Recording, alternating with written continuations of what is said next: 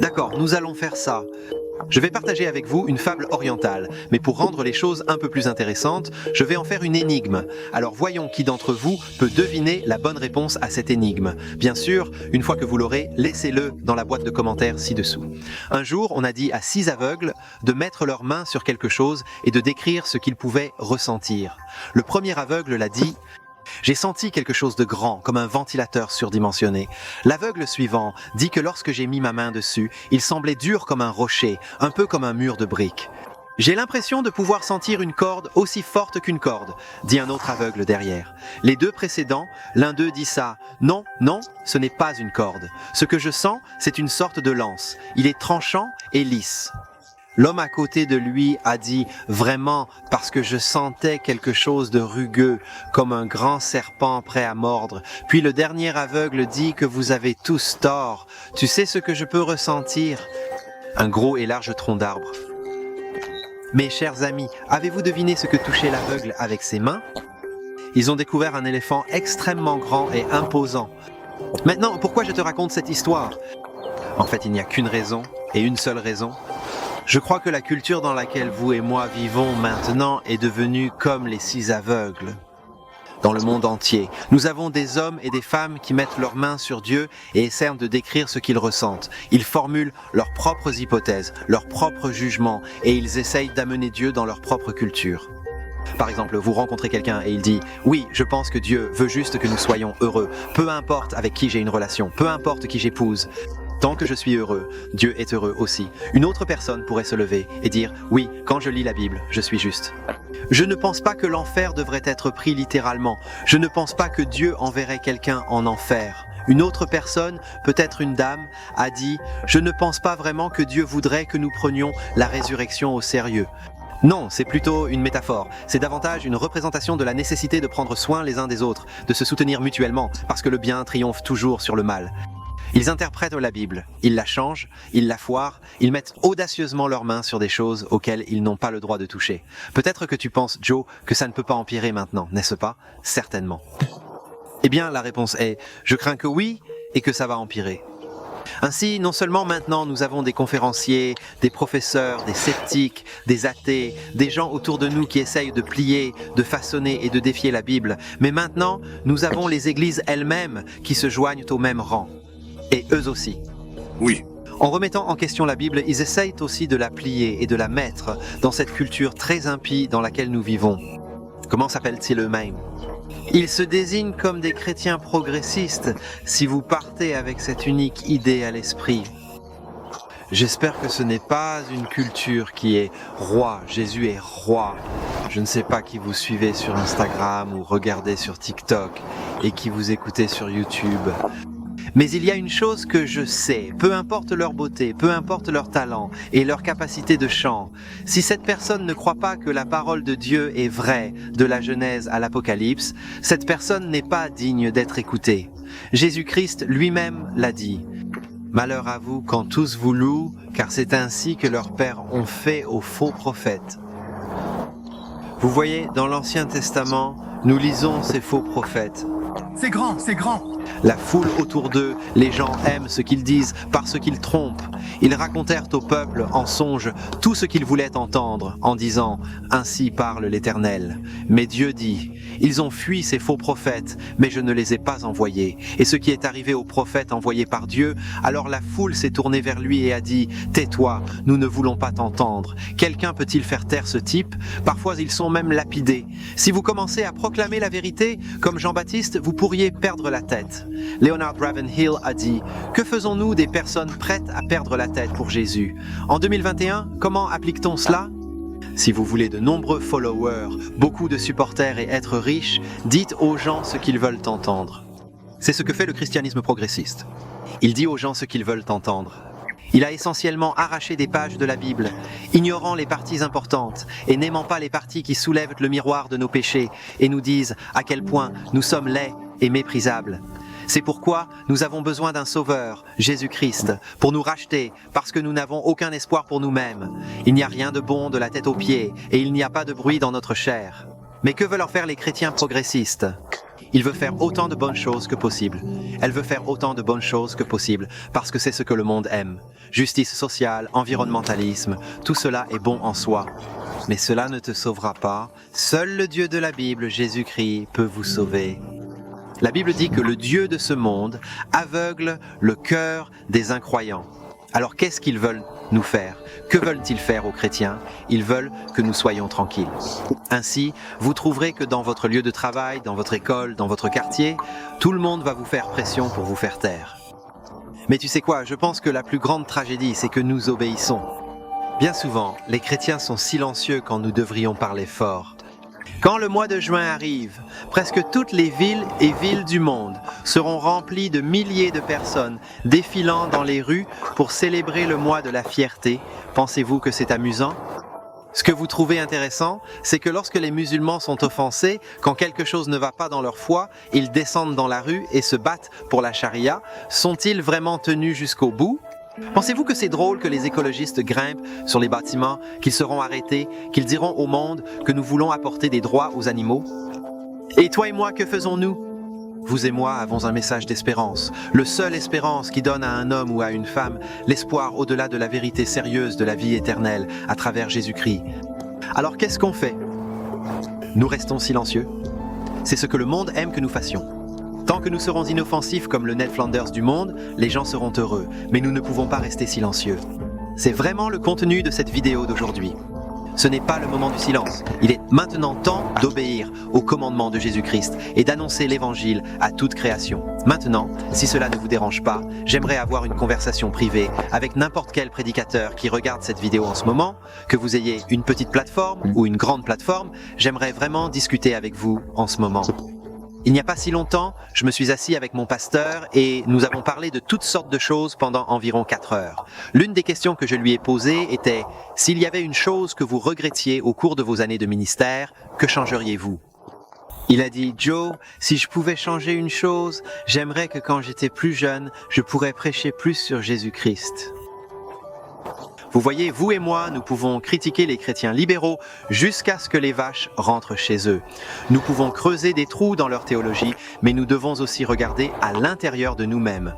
L'apôtre Paul l'a dit ainsi, « Car j'ai décidé de ne connaître parmi vous que Jésus-Christ et sa crucifixion. » C'est un homme, l'apôtre Paul, qui a une grande sagesse. Et pourtant, il a décidé de connaître une chose, le simple évangile du Seigneur Jésus-Christ. Ce qui me fait vraiment peur, c'est ça. Je crains que nous deux, vous et moi, laissions la culture environnante nous dicter chacun de nos messages. D'accord? Nous ne sommes pas comme les chrétiens progressistes parce que nous le tordons, le courbons pour le rendre mieux adapté au monde. Mais nous avons laissé les médias sociaux et les clics nous dire de quoi parle notre message. Je vais vous donner un exemple. Il y a une grande tendance en ce moment, quelle que soit la plateforme sur laquelle vous êtes, de se précipiter à travers toutes nos propositions et elle expose des créatures. Les gens sont obsédés par la dénonciation d'autres faux enseignants. Je ne dis pas qu'il y a quelque chose de mal à cela, la Bible dit de marquer et de révéler. Est-ce vraiment là que nous nous concentrons maintenant? Il met également en évidence les choses étranges et merveilleuses, les plus controversées que nous voyons dans la Bible. De nombreux messages ont été envoyés à ce sujet. C'est juste une question que j'ai posée. Je me demande aussi, est-ce qu'on est un peu perdu? Avons-nous perdu notre accent en gardant la chose principale qui est Jésus-Christ et sa crucifixion? Qu'il s'agisse d'un homme ou d'une femme qui n'a jamais entendu parler du nom de Jésus ou de quelqu'un qui croit depuis 80 ans, chacun de nous a besoin d'absorber l'évangile quotidiennement. Parce que pour être honnête, voilà à quoi ressemble le paradis. Il ne s'agit pas de faux professeurs. Il ne s'agit pas de conférences et d'apologétique. Il s'agira de ce merveilleux fait que Jésus-Christ est mort pour moi et c'est ce que nous devons entendre. Donc c'est juste un conseil pour moi et pour toi. En outre, assurez-vous que votre message est consommé avec Christ. Assurez-vous de vous concentrer et de mettre de côté de temps en temps les vidéos qui sont entièrement sur le Seigneur Jésus-Christ et lui seul. Qui sait ce que le Saint-Esprit fera lorsque l'Évangile parviendra aux gens du monde entier? Je trouve ça excitant et je suis sûr que toi aussi. Ok.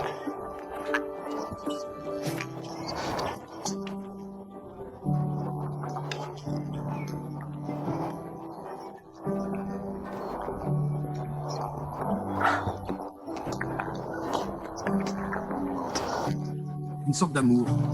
Ils obtiendront de l'amour, d'accord? Pouvez-vous attendre un instant? Moi, j'ai ma réponse. Qu'est-ce que cet homme? Quel est ton nom? Je suis désolé. Le pacte entre Fils et Deadpool. Pour Peace, pour Deadpool. Ok, oui. Donc tu veux dire juste de prêcher l'amour de Jésus. Ok, oui, d'accord. Mais ne lui parle pas de ce péché. Mais pourquoi? Où voyons-nous Dieu nous montrer son amour? Comment voyons-nous cela? Nous le voyons aussi, expliquant ses paroles d'amour plutôt que ses paroles de colère. Pourquoi? Quand on évoque le péché, il façonne l'état d'esprit des gens en matière de colère. Quand vous parlez d'amour, quand vous leur parlez du paradis, ils l'aimeront davantage qu'en entendant parler de l'enfer. L'enfer est. Le paradis, malgré la peur, reste magnifique et discuter de l'enfer nous guide au paradis. Pas grand-chose, mais si vous parlez du ciel, les gens ne pensent pas inconsciemment quelque chose au sujet du ciel.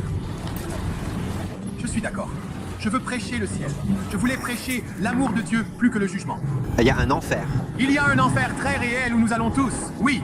Mais puis-je dire ça, monsieur? Vous quoi? Ce qui m'inquiète le plus, c'est que tu as dit de ne pas mentionner la culpabilité. Nous savons maintenant que grâce à Jésus-Christ, Dieu nous aime. Je porte la croix de nos péchés. D'ailleurs, puis-je vous poser quelques questions? Quel est votre prénom? Puis-je t'appeler Profond? Profond, je peux vous poser quelques questions? Vous êtes une bonne personne? Vous êtes une bonne personne? C'est la raison principale pour laquelle je fais ça. Oui. Eh bien, j'adore que tu danses. Très bien. Vous êtes très doué pour détruire les mouvements. Je dois l'avouer profondément. Oui, je ne peux pas. Je ne peux pas encore le faire. Peut-être qu'un jour, nous arriverons à quelque chose. Moi. Pensez-vous aussi que vous allez gagner? Mais profondément en toi. Je ne crois pas. Pensez-vous que ces trois missionnaires ont de la musique pour éclater? Oui, vous êtes une personne bienveillante. C'est ce que tu m'as dit, n'est-ce pas? La vie... Il y a aussi. Oui, je l'ai toujours fait. Il est vrai que j'essaie toujours de ne pas le regretter, mais plutôt d'en tirer une leçon et de ne pas le refaire. Si tu fais une chose, une mauvaise chose, D'accord. vous serez pardonné. Tu ne réfléchis pas. Tu es un imbécile tout seul, pas pour personne. Donc une fois que je fais quelque chose de mal, j'essaye de ne plus jamais le refaire. Comment j'essaye d'être une bonne personne? J'essaye de ne pas faire des choses que je n'aime pas faire à moi-même. Vous pouvez demander si vous avez déjà volé quelque chose? Quand je plaisante, et toi, que fais-tu? Il y a tellement de vols. Oui, en effet. J'ai aussi volé des choses dans le passé. Oui, absolument. Avez-vous déjà utilisé le nom de Dieu comme un gros mot? Alors imagine que ta musique s'est arrêtée et que tu danses. Tu dis OMG, tu l'as déjà dit avant? Mon Dieu! Si je disais autre chose que Jésus est Dieu, cela ne serait que faux. Donc cela vient délibérément de la Chine, mais nous avons tous grandi en disant cela. Oui, on a grandi. Je les écoute tout le temps exprès. Ainsi, même si certaines personnes ne le font pas exprès, elles ont toujours cette expression. Donc, dans ce moment générationnel, il s'agit davantage d'expression. Il ne fait aucun doute que beaucoup de gens disent que c'est un blasphème. Dieu de l'univers, tu as mis ton souffle dans tes poumons et nous avons associé son nom au dégoût, un nom qui cloue tout le monde au mur. Jésus a dit ceci une fois et vous l'avez entendu, pas le vieux. Ne vous engagez pas à devenir adulte. Vous ne savez pas. Chez votre femme, il n'a que des visages perdus et tous les visages sont sexuellement désirés, n'est-ce pas? Je cherche ta femme. Il a commis l'adultère dans son cœur. Laissez ça. Oh non, n'oublie pas que tu ne regardes jamais de porno. J'étais plus jeune. Eh bien, j'ai fait ces choses. Eh bien, maintenant, je ne te juge pas, mais ce que j'ai fait, 3 d'entre eux, vous dites que vous êtes un lion, même un blasphémateur. Eh bien, Dieu te juge. À ce moment-là, seuls ces 10 commandements, nous serons des organes innocents. Je serais offensé de ne pas avoir Dieu lumineux pour voir le bon Dieu. Côté, je suis désolé. J'ai toujours l'air anxieuse. Si Pionnier ne voit pas ma belle silhouette, alors ce n'est pas une bonne personne. Laisse-moi le faire. Pour votre information, ce n'est pas comme une balance. En réalité, il ne s'agit pas d'avoir fait tant de bonnes choses, d'avoir atteint la perfection de Dieu, vous et moi. Mais c'est une bonne nouvelle. C'est pourquoi je pense que vous souriez derrière le masque. Ici, dans les profondeurs, tout va bien. Quelle bonne nouvelle.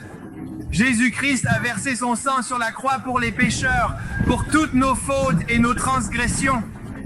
Jésus-Christ a été crucifié.